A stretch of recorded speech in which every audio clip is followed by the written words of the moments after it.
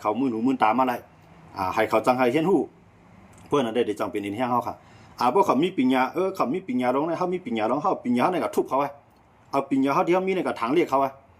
พวกเป็นเจ้านั้นได้มันเกี่ยไขปัญหาอะไรเสียมก้าในเดี๋ยวหลักกับผู้เขียนในตื้อหรือมาแทงกำไรก้นๆนั้นมันมีปัญญาในเขาซ้ำว่าเขามีปัญญากับเปี้ยกินมันในกำลังสุดมันเด็กกับเรียนหาแทงก้มันอย่างผู้เขียนเขาได้ซ้ำมีปัญญาในหลอกเอามันมาใจยาวก็เอามันมาเฮ็ดถ่ายต่อเขาขึ้นการในพวกมันมาเฮ็ดถ่ายต่อเขาก็มีดังพิจัยมีดังเก็บใจหาดังเกมันนี่ก็ตกล็อกกว่าผู้เขียนเตรียมๆครับนะอันนี้เป็นล็อกลายที่อันที่ไต้เอาขางยามาปาน10 ปานครับล็อกลายอันเปิ้นไต้เอาในพวกตั้งให้ตั้งตือมังน่ะมีจุ่มไหลเปียใต้ไหลนะก้อยกับพวกล็อกลายลิงเหลปานที่เยการบ้านการเมืองเสได้ใต้กวายกูปานเนาะนะเฮาว่ามือปานเจ้าภาคก็ใต้เขามันจะว่ามีปิ่งยางก็เลยก็เห็นก็สอนเมืองนอกเมืองเนาะนอกเมืองในเมืองก้อยกับมาสู่หม่องซ่านก็เร็วอย่างว่าครับปิ่งยานั้นปิ่งยาอันมีเหนือใต้ขนาดนะมันมีปิ่งยาอันมีเหนือเปื้อนใต้เขาในกำลังมันติเป็นจังยังบ่จังได๋ต้องว่าแนวขายอยู่ในเรียกว่าทุนแม่นไหนมันเฮ็ดไรมันข้ามป่นไรลองอันว่าตาคือเอาคือไม้เสียมก้าไหนลองอันว่าตาศาสนาเขาศาสนาไม้นั่นนี่มันคัดใจรัดข้ามผ่านศาสนาก็ยังมันเลี้ยงเขาใหญ่เลยค่ะแหละนะต่อให้มันโคนี่เฮาทั้งวันก็อย่าพวกเหตุการณ์ให้เฮามีหยังกินครับยังบ่จังอันไหนเฮาได้แล้วตั้งคู่เฮานั่นสิอันนี้มันเป็นรองดีอันนั้นมันเป็นรองดีเฮาหลงบ่จักเพชออันนั้นก็ดีเหลี่ยมดีนั่นก็นะพวกบนข้อนี่เฮาว่ามันดีเลยตัวเฮาสำเฮ็ดดีก็มันจะขึ้นใหญ่ไรนะเปิ้นข้อนี่เฮาได้จื้อใจนะจะโคมาจะมือปานก่อนปานมื้อก็จื้อใจนะไปก็ว่าตัวเฮามาเฮ็ดซ้ำกำมาสูยากำมากินเหล้ากำมาต่อพายเปิ้นข้อนี่เฮาได้ดีน่ะอันเฮามาเฮ็ดซ้ำดีค่ะแหละมันได้ก็ขึ้นใหญ่ครับมันขึ้นใหญ่นะการว่ามันดีเนี่ยมันชื่อว่าเฮาก็เอาวัวตายเอาควายตายเอาหมูเอามาตายอันนี้เฮาเป็นก้นลีมซะนะเอาวัวเอาควายตายเฮาโดมีจังอันของเฮาเอาวัวตายตอนนั้นซังเฮาขายเนื้อมันมาอันได้มาเลี้ยงหลาเฮือเนาะนั่นเฮาเฮ็ดการดีครับนะก็มันสิว่าการดีกุศลเฮาเนาะมันเป็นการดีการที่เฮาสิเฮ็ดให้หน้าเฮือนเฮาขึ้นใหญ่ด้วยกันในเมืองใต้ในเมืองใต้ในกวนเลี้ยงวัวเลี้ยงควายในหูปากใน80ในเป็นใต้ครับอันเป็นเจ้าเนื้อวัวเนี่ยเจ้าเนื้อวัวก็ดีเจ้าเนื้อควายก็ดีใต้เฮานั่นบ่เฮ็ดครับควายก็สมักเนื้อน่ะกว่าซื้อกินเบิ่นค่ะนะว่าซื้อกินเบิ่นแล้วอันในเสียงมาในเสียงกะลาเนี่ยใต้เฮาได้แจ้นแถวไอ้ผู้ดันสังขาเจ้าเขาลงตุ้งซ้อมไปซื้อเนื้อค่ะนะไปซื้อเนื้อในกาดนะเยี่ยมมาเนี่ยเตรียมมาในเจ้าเนื้อเนี่ยใต้เฮ็ดก็ไรสร้างขวัญบันดีมานก็ไรสร้างขวัญบันปีดุจิตเฮาก็ไรใต้เฮ็ดเจ้าเนื้อก็ไรก้อยกับใต้ซ้ำเฮ็ดกวนเลี้ยงเนื้อเฮ็ดเลี้ยงกวนเลี้ยงวัวนะกวนเลี้ยงวัวก็เลี้ยงควายกับขายโป้ขายปี้ปันกะลาเขากับขายโป้ขายปี้ปันม่านเขาเป็นวัวเป็นควายเฮาขึ้นเลยกับซื้อกินขึ้นแถมที่ว่าเฮาได้เฮ็ดเอาในอึ่งในวานเฮาดูกับซื้อเอาวัวในเวียงนั่นหนังหือเพราะเฮาเฮ็ดเพราะว่าเฮาอยู่แดงเนาะมีโรงเนื้อมีโรงขาวัวอย่างวัวเฮามีที่ไหนเนี่ยมันได้เลี้ยงไรกวนดังเอิงนะกูเอิงกูวานนั่นได้มาหาซื้อมาเนาะเงินรายที่มันไหลมากก็ขึ้นเอาก็สร้างมันตับซื้อเขาก็มีรายก็ได้เฮาว่าอยู่ล่ะใต้เฮาเนี่ยบ่ว่ามีลูกสาวมาก็ลูกเจ้าเนื้อนั่นบ่มีลูกหมามาก็ลูกเจ้าเนื้อนั่นเนี่ยมันคือไรมันเปลี่ยนจังนั้นแป๊บย้อนว่าเนี่ยวนว่ามันเฮ็ดการเมืองเต็มๆมันจะเฮ็ดการเมืองมันเฮ็ดการตาหน้าเฮือนมันขึ้นใหญ่ครับนะโดยได้กวนกาวผู้ขายกว้ายเนี่ยเป็นสะเทศกับทั้งนั้นครับลูกนะมันขึ้นมากาวผู้ขายกว้ายมันได้ตกอะไรครับมันใจเขาหรอกมันเฮ็ดมันเลยจ่อยกวนทั้งนำนะเหมือนเจ้าหนังเจ้าให้เจ้าหน้าเจ้าให้เจ้าหน้าเขาเลี้ยงวัวเลี้ยงกว้ายเนี่ยมันหมอเอาก้าวขายเอาขึ้นเมืองขี่บันเนี่ยมันเฮ็ดการดีบันกวนเมืองมันแทงเฮ็ดการดีบันกวนในบ้านมันแทงยันว่าพวกมันมีมันมาซื้อเฮากับจะขายไปเขาลูกมันมาซื้อเอากับขายบ้านเฮาเนี่ยมันก็ขึ้นใหญ่เฮาก็เลยจ่ายอะไรเงินมาจ่ายในหน้าเฮือนเฮาเนี่ยต้องว่าการดีอันว่าเนี่ยมันสิว่าแต่ไรยิบหมอกมันน้ำอันนี้ยิบหมอกข้าวเตียกในเตี้ยนไข่น้ำใจเฮานั่นผึกจึงขาวใสก็มันมีความหมายครับนะใต้เฮาได้กำนำได้มันได้เป็นจังนั้นก็มันจะว่าเพิ่นเฮ็ดกล้วยมาใส่ซื้อผึกขาวถามว่าใจเฮาดีดอกกันน้ำหลีนะใจกดดอกกันใต้เฮาขาน่ะนะเพราะมันมีเหลือเก่าก็มันเกียก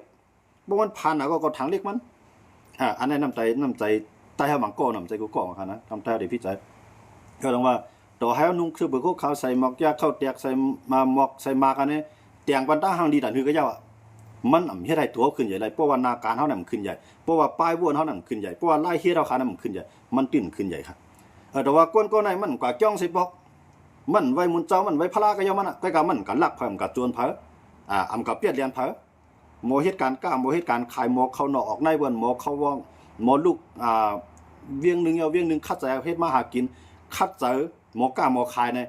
นวันเมื่อนั้นกวนก่อนนั้นได้ขึ้นใหญ่เลยสิกวนก่อนยิบซ่ากว่าจ้องกูวันก่อนนะเขาอยู่ในเตียงมันกันนะที่ว่าอย่าไปกันลูกกระต้านนะครับใจว่าจังนั้นก็ลองว่าเขาอยู่ในเตียงมันก็การดีนั่นเนี่ยมันโหลดีที่โหใจเฮาค่ะนะเยาก็ลีเลยไล่เฮ็ดเฮาค่ะลีเลยตั้งวัวเฮาค่ะนะ เพราะตั้งวนเฮาก็หลีลายเฮ็ดเฮาก็หลีโหใจเฮาก็ฝึกจิงข่าวใส่นั่นแหละก้นก็นั่นเต้นขึ้นใหญ่มันวนหลีจังล่ะในวนหลีพวกก็กินยาจ่องมันเป็นพรดีน่ะยานะเฮากูก็ฮู้ว่ามันเป็นพรดีเฮาก็บ่กล้ากินมัน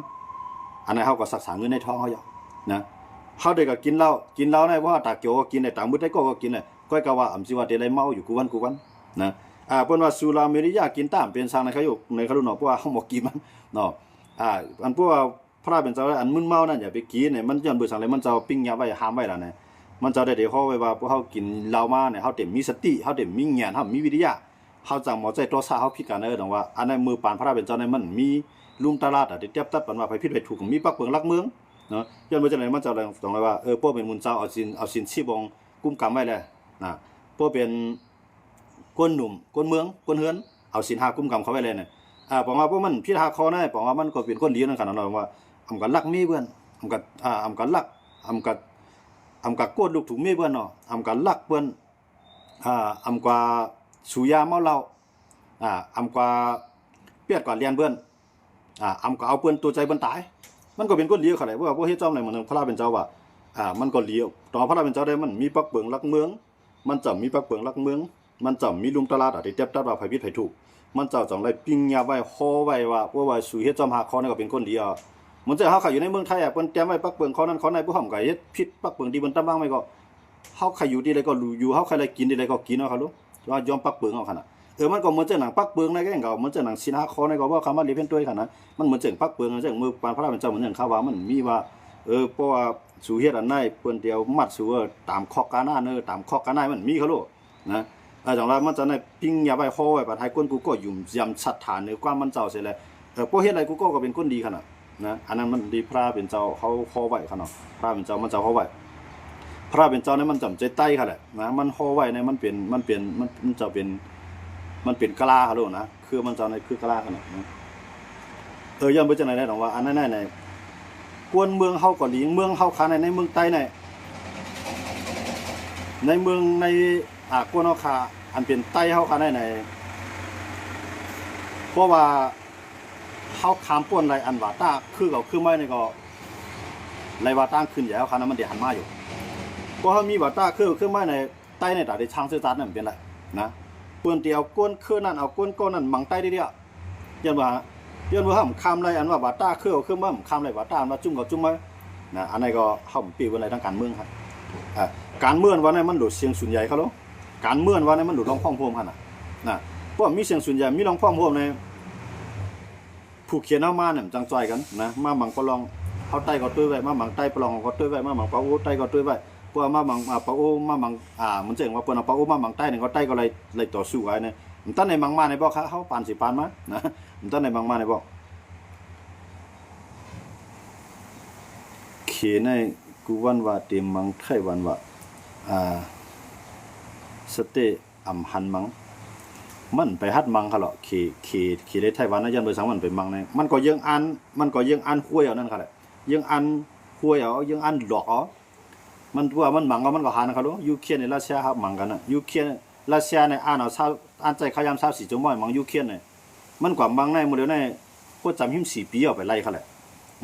เพราะว่าขี่กับมังไต้หวันก็พวกมันวางแผนดีๆกับมังอเมริกันแก้วปานอังกฤษออสเตรเลียเกาหลีใต้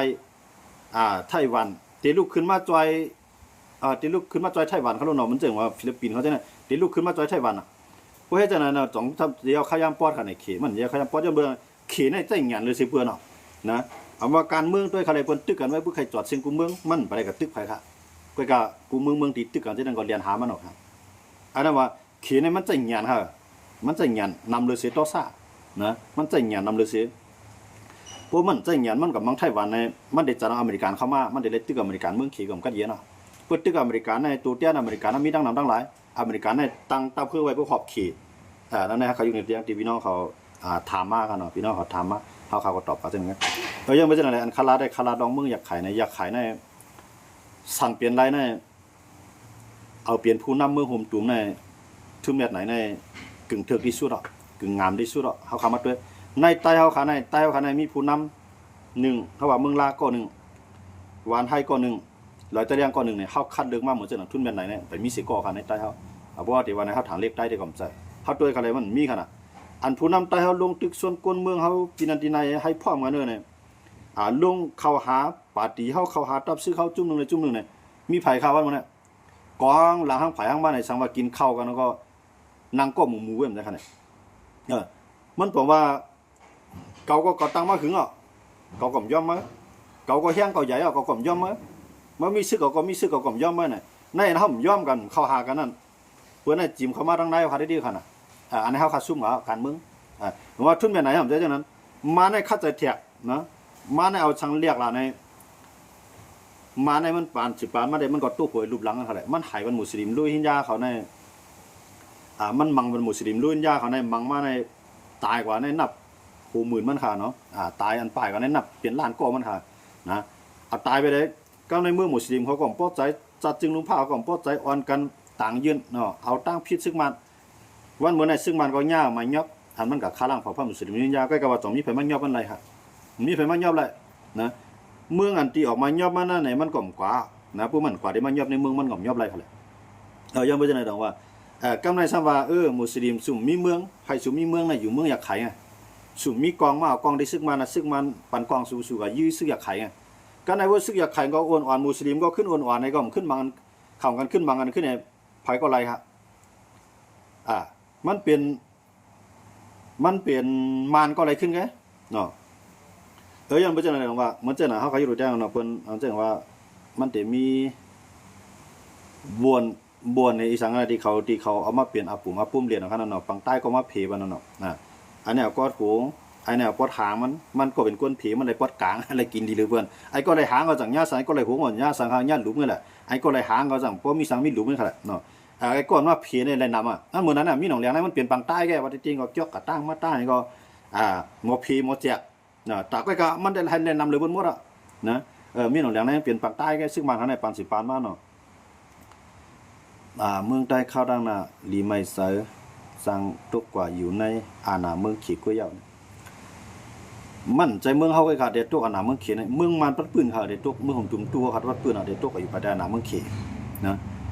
เขนน่ะสังเกตว่ามันมีทหารเด็ดมันยึดเอาเมืองเฮาเนี่ยมันยึดอะไรก็ว่ามันเต็มได้ทั้งหมดมาในก็เดี๋ยวหาต่างเมืองเข้ามาให้หน่อยจังว่าเขียนเนี่ยมันลักเหลี่ยมมันจังเข้าว่านั่นน่ะเขียนเนี่ยมันลักเหลี่ยมลักลิงครับมันเอากำอิดหลุดเรือเท่าไหร่หนังเฮาบ่เตรียมจังลูกตั้งตัวเท่าไหร่เนี่ยกำเรือนมากะไรปึงมันหมดอ่ะนะบัดจิโคต่อไปดินเนื้อนังดินดอกต้องฟ้าเนี่ยเฮาปึงเขหมดเอาวันมันน่ะใช่มั้ยครับย้อนว่ามันยึดเมืองเฮาน่ะมันยึดก้อยกำมันเอาอาหนาเงินเอาอาหนากวนเข้ามาที่ข่มงำผมจอยแถมซึ่งมันจอยแถมเจ้าคือเฮ็ดให้กวนเมืองเฮาน่ะจังลูกตึกจังลูกขึ้นแล้วอ่ะนะก้นเมืองในดินในกลางใจก่อมจังปึ๊กก็เลยเอาลุกขึ้นมาก็เกี่ยวเปียดหาลายเปียดพังดินเปียดไผ่เผาเปียดได้ไหนได้ดีก็ถามว่าเป็นเขก็มาเฮ็ดอาจจะนำจะเขมาเฮ็ดครับนะเขในปันแห้งปันอาหนาปันเงินค้ำฮับซื้อที่ไหนก็เป็นอินแห้งนั่นขนาดเนาะแต่ว่าอาหนาอันอยู่ภายใต้อาหนาเขในเฮาคาหันเหมือนจังหนังบ่ได้ในบังกลาเทศเนาะเมืองบังกลาเทศก็อยู่ภายใต้อาหนาเขก็ย้อนเบิดถุงนี่เขแห้งหนาลายก็แต้นอะไรอ่ะเขากำไรเหมือนจะหนังกัมพูชาก็ว่าเฮ็ดกว้างเฮือหมินว่าเฮ็ดเส้นทางก้าว่าการค้าการขายเป็นเงินตื้นล่างขี่ทั้งนั้นเนาะเขาจะได้เอาพวกของในการเรียกก็ในเหมือนจะหนังลาวใน90ปีค่ะลาวตกลงบันเขเพียนลิ้นเมืองลาวตกลงให้เขในมายิบเนาะลงลายมือกันในคาดัง90ปีครับนะ90ปีก็จัวซักโกนก็เขาโลนะมันก็กำตันถึงก็มันก็ติลืออีดิดเนาะตรงว่าเอาบันเขก็ว่ามันจึงว่าเขได้คุดค่ำเนี่ยเขได้มาผูกคู่ครองเนื้อลิ้นเหมือนเจ้าหนังมาเข้าเต้าน้ำเนี่ยเขได้มันมาขาดดินว้าวเขาโลนะขาดดินตัวเมืองลาวเนี่ยก็พูดตัวได้เขาก็ขึ้นอย่างมากกำไรร้อยอ่ะใกล้กับว่ากวนเมืองเนี่ยมันขี้หนาอ่ะนะอันไรก็เป็นป้ายมามีเขียนอะไรก็เป็นป้ายมามีเขียนกวนเมืองเนี่ยมันเปลี่ยนคาฮับใจแก้วนะเหมือนเจ้าว่ามีการมีงานก็หรือเอาแห้งแหลกเงินเนี่ยว่ะนะมันเป็นเจ้าหนังเดียวแต่ว่าไปว่าเมืองลาวไปว่าเมืองกัมพูชาไปว่าเมืองมานเมืองของตุ้มตู้ครับป้าดังในเมืองไทยครับเหลืออยู่ภายใต้อาณาเขตครับเพราะว่าป้ายบางมีป่ะนะเหมือนเจ้าหนังก้นเมืองไทยก็ในทุกการทุกงานนำหนาเขาลงมาเดียวก้นเมืองไทยในทุกการทุกงานในนำหนากำในก้นต่างวันต่างเมืองก็เหมือนเจ้าเมืองของตุ้มตู้ครับเมืองกัมพูชาเมืองลาวก็ย้อนบุญหลวงปองจึงเมืองก็ไปมาหาการในเมืองไทยไทยว่าจางอะไรของจางโป้เขาดูเนาะจางโป้ยังการอย่างเมืองพวกจางก้นไทยปักเปลืองรักเมืองห้องเข้าไปจางกาเนี่ยเขากับจางก้นเขาขึ้นนะครับเนี่ยเขากับพวกจางก้นเขาก็ในพวกจางก้นเขาก็มันเป็นเมืองเขาก็รู้น้องเป็นเมืองเขามันเจียงใต้กับพวกใครลูกน้องใต้นั่นนะมันนั่นเขาก็ใครเฮ็ดเขาก็ขามก่อนนอกเมือง กว่าเกียวปานกว่าออสเตรเลียกว่าไต้หวันกว่าเมืองเขกว่าเมืองดีวุ่นขึ้นอย่างนี้กว่าอิสราเอลเขาก็กว่าไอ้นะกวนเส้นหุ่นกวนหลุมเขาขนาดมันถึงเมืองไทยกวนเขาตกการตกงานก็นำที่กันในบอกว่ามันบอกว่าเตมาปืดล้านนั้นเรียกเพิ่นก็กะซื้อเพิ่นก็ซื้อร้านใหญ่ๆมันนะเพราะว่ามันปืดตั้งร้านการขายเรียกๆเนี่ยมันออกมาหลายวันนำฮู้อาซากหมดกว่าย่ำฮู้นั่นกันเนาะมันก็ขายในที่กาปานมื้อเดียวในเพิ่นนำใครใจเตื้อพวกของบ่ได้อยู่ของสิ่งนี้เพิ่นใครจะเพิ่นก็เข้าเซเว่นว่าก็เข้ารถตัดว่าก็เข้าบิ๊กซีว่าก็เข้ามินิมาร์ทว่าเนี่ยเจ้าของร้านขายหมูในกาดในเบิ่มอยู่ไรค่ะเมืองไทยในมื้อเดียวนะในกาดในมันก็ซื้อมากวนออกมาขายมันก็ขอนมันกามันก็เลยขายกามันก็ขายกามันก็ซื้อมาก็กาคันมันสูงมันก็เลยขึ้นมาขายกาพวกมาขายกาเนี่ยพวกก็ซื้อในรถตัดก็ซื้อในมินิมาร์ทก็ซื้อในบิ๊กซีกาคันมันซ้ํถูกก็แม่เยอะมั้งหมูในซ้ํใจหมูเมืองไทยอ่ะนะเป็นหมูเมืองเขเป็นหมูเมืองอเมริกันเขา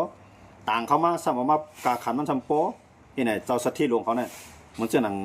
เจ้าสัตว์ที่หลวงเมืองไทยเนาะเจ้าของเซเว่นว่าเจ้าของรถตัดว่าเจ้าของบิ๊กซีว่าเนี่ยเขาจะแนมก็เอาหมูดังเมืองมาขนาดเมื่อก็ซื้อในรถเมื่อซื้อดังดอกมัน1โลเนี่ยมันเดี๋ยวมีอยู่6คันนะเนาะว่าน้ำหนัก6คันเนี่ยมันเดี๋ยวตกอยู่200 บาทเอามาเดี๋ยวเนี่ยเนาะจำ200เขาอยู่เนาะเขาก็ซื้อกินถึงนะเขาก็ในพวกเขาก็ซื้อในมินิมาร์ทก็ซื้อในบิ๊กซีก็ซื้อในรถตัดกิโล120 150เปิ้นว่ากันกว่าทุกสัตว์เทเป็นหมดอ่ะอันก้นผ่านอันขายในกาดนั่นพอยของบ่มาซื้อมันอ่ะกำลินมามันก็เลยเปียดเข่งหมูมันมันก็เลยก็ให้ลูกจ้างมันครับนั่นเขาอยู่ในเตียงอ่ะจังว่าเมืองเขนนั่นเขามีเงินตื้นล่ามือเขามานั่นเขาขายโป๊ะเพิ่นก็เรียนหาเขามันได้ขายโป๊ะเขาดอกเพิ่นเขาเพิ่นนะเพิ่นเรียนหาเขาเนี่ยคู่ของอันโป๊ะนั่นพอยเอาใครไล่เขาเลยเนาะเรียนซื้อเขกำในเตือนขายกาจังได๋ขายโลเพิ่นได้ขายก็มันก็ขายมันก็โป๊ะกำในเข็มขึ้นราคาน่ะก็มันมีคู่แข่งมันเนาะมีไผขี้แข่งมันเนาะขึ้นกาคันมันขึ้นมาเนี่ยอันไหนเขเนี่ยน่ากลัวที่สุดในการค้าขายในออกเขเนี่ยกินเบิ่นเมื่อจานมันเหมือนจังว่าอ้อยนั่นค่ะเนาะอ้อยขายโป๊ะขายเป๊ะอ้อยด้วยเขาเลยร้านเสียงตั้งขายอันเรียกอันลอกจังได๋มันเขาอยู่แล้วมาแล้วนะการในเซเว่นการในรถตัดการในปีซีมันกว่าอันจันสูงนิดเดียวนะแล้วเพิ่นก้นมีคำกว่ากินอันหลายเนาะเพิ่นก้นผ่านก็ใครกว่าเซเว่นรถตัดมันเป็นจังนั้นได้แต่ว่าก้นมันขายข้างตั้งจังได๋บ่เลยขายเอาแล้วนะผมบ่เลยขายก็ในสมัครขายสังหลาในผู้เป็นก้นหนุ่มสาวซ้ำอ่อนกันขายได้หางดีเมืองไทยเนี่ยขายได้หางดีผู้นางยิงก็ขายได้หางดีอยู่ในเสียงในร้านผู้คนจ้าก็ขายได้หางดีขายแต่งหน้าแต่งตาแต่งตัวขายดังเกี่ยวขายได้หางดีขายการเอาใจแขกที่ไหนเมืองไทยในเมืองผู้คนหางดีก้นหนุ่มสาวให้จะนำแห่งหลายอย่างมาเดียวแต่ว่ามันมีหน้าการอันดีเขาได้มาเฮ็ดก็ขี้เคียงเจ้ามักมีเขาไรนั่นขนาดเนาะแต่ว่าเมืองเขาขายได้เนี่ยแต่ว่าพวกมันซื้อเขาซ้ำเจ๊กซื้อเขาพวกขายบ้านเขาซ้ำขายกาเขาก็จะก็เลยซื้อกาอยู่นั่นน่ะเขาบ่เฮ็ดทางกล้วยเขาโดดเนาะอันเขาเฮ็ดหมอเฮ็ดทางกล้วยซ้ำกล้วยน้ำเจ๊กกาขันมันอันนั้นอยู่ในเตียงอ่ะพี่น้องเขาว่าเมืองเขในแห่งเหลี่ยมยึดเมืองมารอันว่าเอาเมืองเขในเอาเมืองเขในแต่ยึดเมืองมารเมืองใต้เอาแต่ยึดเมืองใต้ว่ามันยึดแต่มันใจว่ามาเอาซึ่งมันมายึดเอาแผ่นดินเฮากว่าเสียเลยอย่ามันมีจุมีป้องกันสิ่งจุเพราะมันเปลี่ยนรายได้ดีกันครับสังเกตว่าเขย่อมคำว่าเขฮัดเฮ็ดเอาอย่างซื้อเขมาให้ล้านเฮานี่แหละเนาะยึดหมดเอาเมืองมาน่ะเอาเขในมาอุปเปิงพ่องงามแม่นหมดมันยังเด็กเกี่ยวหรือไหนแทงกันน่ะไผๆคลายเขารู้หมดเลยไว้เมืองเขรูปเขปันจังนั้นน่ะดอกเฮามาอยู่เมืองไทยว่าคลายไว้เมืองไทยว่าไทยปันเด็กไทยก็ปันเฮาคลายเนาะต้องปันไว้10ปีแกปันไว้ต่างเราทาวอนเนาะให้ว่าไว้ขี้ขาดตัวโจสุดปานน่ะบ่คำใต้เนาะก็ยังโจมน้ำใจขนาดมื้อเดียวพวกลูกหลานเฮามาได้เลยไว้ไทยอันนี้บ่โจมน้ำใจก็ยังว่าเมืองมันกัดเย็นเนาะคั่นน่ะพวกเมืองกัดเย็นได้อยู่เมืองไหนก็แล้วก็ต้องคั่นมันอยู่1จานกันนะตายกับจานหน้าใครเป็นทางเปลี่ยนเนาะไปกับจานได้โดดเลยกัดเย็นคั่นน่ะติมันมันมีเมืองหลายฮัดเฮ็ดเนาะแต่ว่าเมืองเฮาคั่นน่ะปล่อยซึกมานอุปเปิงปล่อยเจ้าคือมังอันให้ไหนที่ทุกขาได้คั่นน่ะนะถามว่าพอดีปี้เพิ่นน่ะมานก็ปี้ได้เจ้าคือของซุ่มอยู่กองกลางนำเขาเนาะเจ้าคือของปี้ได้ซึกมันมังอันได้หนาพอล่ะเนี่ยหนาคนเมืองค่ะคั่นน่ะนะถามว่าพอดีมายึดเอาแผ่นดินเฮากว่าซิแลอุปเปิงพ่องงามวันเมืองเฮาล่ะเนี่ยมีแพทย์เขามายึดคั่นน่ะนะกวนปั้งแบบซึกมานไปได้เจ้าคือใจวางก่อนบ่ได้เขามาตั้งลงบองจือในมีเมืองไหนฮัดเฮ็ดค่ะมีเมืองมันไหนฮัดเฮ็ดขี่ก็ฮัดเฮ็ดค่ะเฮียนว่ามันก็กูมานเกลียนกับหาทางตะวันตกกูมานค่ายอาณาสิได้กว่าหาทางเมืองแบบนี้เนี่ยมันก็มาเฮ็ดมันต้องว่าเลี้ยงไว้ซึกมานให้ซึกมานน่ะอย่าไปใครกว่าอย่าไปพาดอกมือเขเจ้าคือก็อย่าไปพาดอกมือเขอย่าไปทางใหญ่เสียมาเมืองเขอียาซานเขมีนำค่ะ มันจะเข้าเลยทางใหญ่ครับเมืองเขียนในใกล้กับว่ากวดอันกวายอะไรลีเลยเปลี่ยนก็มีกวดอันกับตุกกับยาไปก็มันมีอยู่มันมีกูเมียวครับมาเมืองไทยก็เหมือนกันไง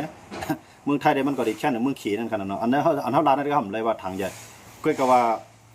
เขาเฮ็ดให้เมืองเขาขึ้นใหญ่เขาเฮ็ดให้กวนเขาเลยกัดเย็นเขาเจ้าคือขี่เขาเนี่ยเขาเลยกัดเย็นเขารู้เปิ่นมาตึกเปิ่นมายื้อเปิ่นมาดื้อเปิ่นมาโหเขาเปิ่นมาหลักเปิ่นมาโจรเขาค่ะเขากัดเย็นจังไหนก็เมืองเขาค่ะน่ะอยู่ดีเดียวเฮ็ดการดีเดียวเฮ็ดกู้สัวกู้ปีกู้เลินจอเขาทำอะไรกัดเย็นค่ะมีเคลื่อนก็สำไรอยู่มีกูก็สำไรน้ำมีปอมีก็สำไรอยู่จ้อมแทงไงมันก็มีผัวมีอย่างไรอยู่จ้อมลูกจ้อมมีแทงใครอ่ะแต่ว่าเมื่อเขาเนี่ยมันเปลี่ยนเมืองอะไรรีบอ่ะตั้งที่เขาเฮ็ดดีมากกว่าฮื้อเนี่ยแต่ว่าอันมันอ่อนเฮาเฮ็ดนะเนี่ยมันเนี่ยเอาศาสนาเนี่ยมาเป็นเครื่องมือตาเดอยู่เนื้อเฮาคักว่านะเอาศาสนาเนี่ยเป็นเครื่องมือเสียเหตุการณ์เมืองกว่าเพราะว่าศาสนาเครื่องมือเนี่ยมันเจอว่ากวนแสนก็เนี่ยกะไว้สังการเป็นหมดแทงกวนยิงแทงแสนก็กะไว้สังกะไว้นุ่งนายข่าวไว้ได้หมดเนี่ยมันลวดแห้งแต่ได้ต่อสู้มันใน200,000ก็เฮาอยู่รูแตกมันก็มันเฮ็ดจังได๋ก็ในเฮ็ดให้กวนเฮาอึบอยากเฮ็ดให้กวนเฮากวัดผ่านเพราะอึบอยากเฮากวัดผ่านเฮาก็มีตื้อตั้งแต่ได้เห็นฮู้ป้ายหมดปิงหยังมันก็อยู่เหนือเฮาไหลเตียกเตียงเฮาไหลนะมันเหมือนจังเวลาเนี่ยมันเหมือนจังหนังมือปานสะพาดใต้เฮาค่ะนะปันใต้เฮาในเขียนดีเขียนลายเขียนบ่สังกัดกูใต้เฮามีตังฮู้กูตอบกูเถียงเขากูเข้าใจกินห่ำไรนะแต่พวกเว้นลูกหลานเจ้าพาได้ก็ส่งกันนอกเมืองก็เห็นก็สอนเมืองออสเตรเลียเมืองเขตเมืองเขตเมืองอังกฤษเมืองเยอรมันเมืองนั้นเมืองนี้เขากว่าอำนาจลูกหลานเขาก็ในประตูเขาซุ่มหนาวในลูกหลานเขาก็มาก็แม่มันมีตัวเตี้ยน่ะก็ไม่ใช่ว่าคนเมืองน่ะมีปิงยาวน่ะมีปิงยาโรงเรียนเจ้าพาเฮ็ดปานนั้นมีค่ะแหละนะโรงเรียนเจ้าพาเฮ็ดปานนั้นจันจอมเจ้าพาเฮ็ดปานนั้นมีเขารู้ต่างๆนี่เงินแผ่นดินไหนเป็นเขาก็ยิบหมดอ่ะเถื่อนเครือป่าไม้อาณามีอยู่ในกำมือเจ้าพาหมดอ่ะมันน่ะนะตาได้จัดสร้างห้างปองเงินขวัญในวันในเมืองเขาน่ะอยู่ที่เจ้าพาหมดอ่ะโรงเรียนเจ้าพาเฮ็ดไว้ปานนั้นพี่น้องเขาจีมาหลังเขาเนาะมีมื้อนั้นมีอยู่ห้องมีอยู่ห้องนอนเขาตีลือที่เช่าที่เฮือนที่เย่เขาก็เอาเปลี่ยนอันคึกปืนใต้อะไรก็เข้ากันลีกับต้วยนั่นครับมุดต้วยเขาได้สิป้อนะมุดต้วยสิป้อเมื่อย้อนไปปืนจะผ้าเนี่ยจะผ้าเฮ็ดได้บันห้องเฮ็ดดีในต้องมีจะผ้าเฮ็ดได้บันจันจอมดีในต้องมีอันก็อันเฮาได้เรียบเรียนเนี่ยลูกหลานจะผ้าอยู่ที่นั่นเนี่ยลูกหลานจะผ้าป้ายกับเมืองในเนี่ยจังซั่นน่ะยันว่าเนี่ย